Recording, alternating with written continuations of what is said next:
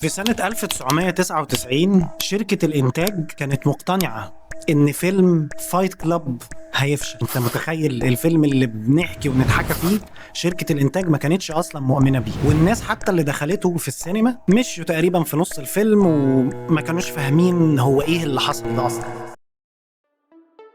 والأغرب من كده إن الفيلم ده بعد 25 سنة بقى أكتر فيلم الرجالة بيتكلموا عنه في النت، وده مرعب شوية لأن الحقيقة الفيلم ده كان مش بس سابق لعصره، ده كان متنبأ بينا. بص حوالينا دلوقتي الناس كلها بتحاول تبان جامدة وناجحة، العربية المثالية، البراندات، الساعات. يا جدع ده انت لو دخلت كافيه نضيف دلوقتي القهوة بقت جزء من شخصيتك. يعني لو طلبت قهوة تركي في أي كافيه شيك أو كافيه كده هيقولوا عليك فلاح. انت متخيل؟ وده اللي كان بالظبط العالم بتاع فايت كلاب كان بيتكلم عنه في 1999. كان متنبأ بالمستقبل تقريبا، ولكن الفيلم ما كانش عن القتال او الفايتنج بشكل عام، ودي اول كذبة الفيلم باعها لك.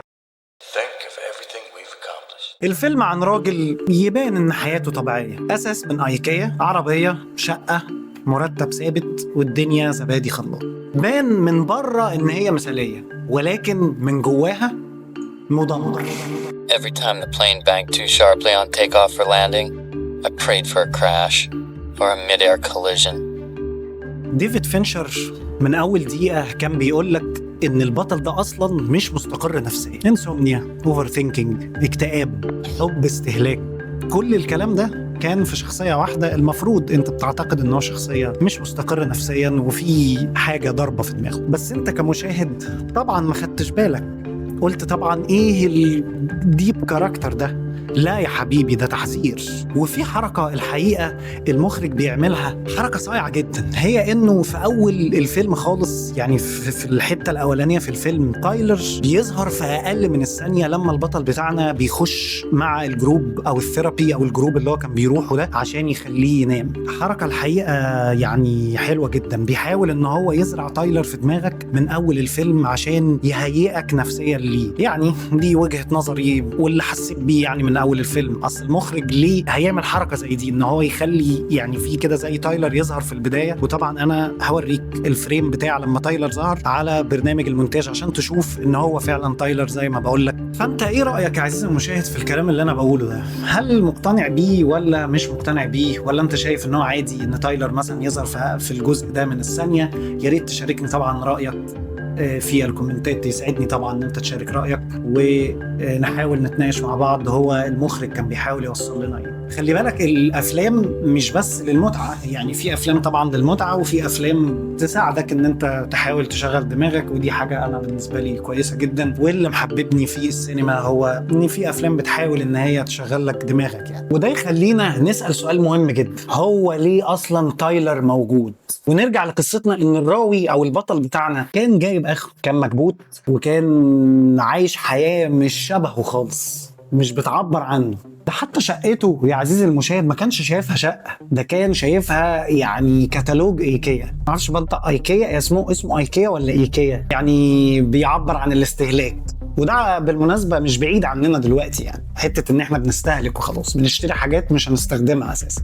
فهو ده اللي المخرج بيحاول يوصله لنا يعني. وناس كتيرة الحقيقة بقت بتبني شخصيتها على اساس حاجات وهمية، الايفون والجيم والكوفي شوب، وفي ترافيس سكوت كده بيلعب في الخلفية. فالحقيقة ده مش بعيد عن عالمنا الحالي او اللي احنا عايشينه حاليا، وده اللي المخرج يعني بيحاول يوصله من خلال الفايت كلوب او من خلال هذه الفكرة العبقرية. لحد لما يظهر تايلر ديردن، الشخص اللي كل راجل بيتمنى يبقى زيه، حر، واثق من نفسه، ما بيهموش، راجل كده ألفا زي ما بنقول عليه اليومين دول. ولكن هنا الفيلم كان بيخدعك الحقيقة. فاكر انت مشهد الطيارة؟ يعني أول مرة بقى يشوف فيها تايلر ديردن في تفصيلة كده صغيرة، اللي هو حتة ان هم عندهم نفس البريف كيس بالظبط او نفس الشنطة السوداء بنفس ملامحها بالظبط. طبعا تقول لي دي تفصيلة صغيرة يعني مش مهمة، لا، هو هنا المخرج بيحاول يقول لك ان هم نفس الشخص. فده كده اول دليل معانا في الفيلم ان تايلر هو البطل، واصلا الفيلم ما كدبش عليك، هو كان بيقول لك ده بمنتهى الوضوح. ده حتى يا عزيزي المشاهد توقيت انفجار الشقه بتاعته شيء غريب، كأن المخرج بيقول لك ان حياته القديمه لازم تتدمر خالص عشان تبدا حياته الجديده مع تايلر ديردن. كأنه بيقول لك ان حياته القديمه لازم تتدمر عشان يتولد تايلر ديردن. والذكي في الموضوع ان الفيلم عمره ما خبى عليك الحقيقه، يعني من اول الفيلم فعلا كان عمال يقول لك ان هم نفس الشخص، واحد مختل عقليا منفصل الشخصيه، تقريبا هم الاثنين نفس الشخص، بس انت طبعا كمشاهد ما بتركز، عشان كده انا معاك. شفت بقى؟ يعني سبحان الله الشقه انفجرت، وسبحان الله اول واحد يفتكر يكلمه هو تايلر. يا سلام، يعني بيقول لك صريحه ما خباش عليك اي حقيقه، هو بس كان بيختبر اذا كنت هتصدقها ولا لا. يعني عزيزي المشاهد مثلا في برضو حاجه تانية، فمثلا في بروجكت ميهم اللي في الاخر اللي كانوا بيحضروا له، كانوا دايما بيسمعوا كلام تايلر اللي هو تايلر ديردن اللي هو براد بيت، ولكن في الحقيقه الناس كلها بتبص على البطل بتاعنا او الراوي بتاعنا. فده طبعا دليل تاني ان هم نفس الشخص، وعمرهم ما بيبصوا على يعني تايلر خالص، هو كل يعني نظرهم على البطل بتاعنا.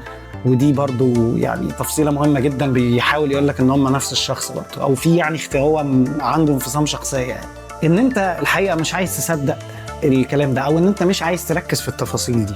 ليه؟ ان انت عايز تايلر يكون حقيقي. كلنا بنحب تايلر عشان هو الشخص الحر اللي واثق من نفسه، اللي تحس ان هو بره السيستم كده، مش ماشي تبع الناس وخلاص، او ماشي ورا القطيع زي ما بيقولوا. فانت حتى انا وانا بتفرج على الفيلم اول مرة، انا يعني ما كنتش عايز تايلر ده يبقى شخصية خيالية يعني. فطبعا شاركني رأيك في الكومنتات، هل كنت عايز ده تايلر يبقى شخصية حقيقية في الفيلم، ولا كنت عادي مش فارقة معاك، انت شايف ان تمام الدنيا معاك تمام، يعني بالنسبة لك تايلر ده شخصية وهمية انا تمام. فيا ريت تكتب لي رأيك في الكومنتات تحت. وده السبب الحقيقي ان ليه الرجاله بتحب الفيلم ده، لان تايلر يعني مش مجرد كاركتر خيالي وخلاص، لا ده تايلر النسخه اللي كلنا نفسنا نبقى زيها. لما تتعب من الضغط والكبت والروتين والكلام ده كله، شغال مضغوط وبتحاول ان انت تبان قوي، فطبعا تايلر بالنسبه لك هيكون كاركتر كلنا نفسنا نبقى شبهه يعني، بس من جواك منهار. وعشان كده يا عزيزي المشاهد، فايت كلاب مش مجرد فيلم تتفرج عليه مره واحده.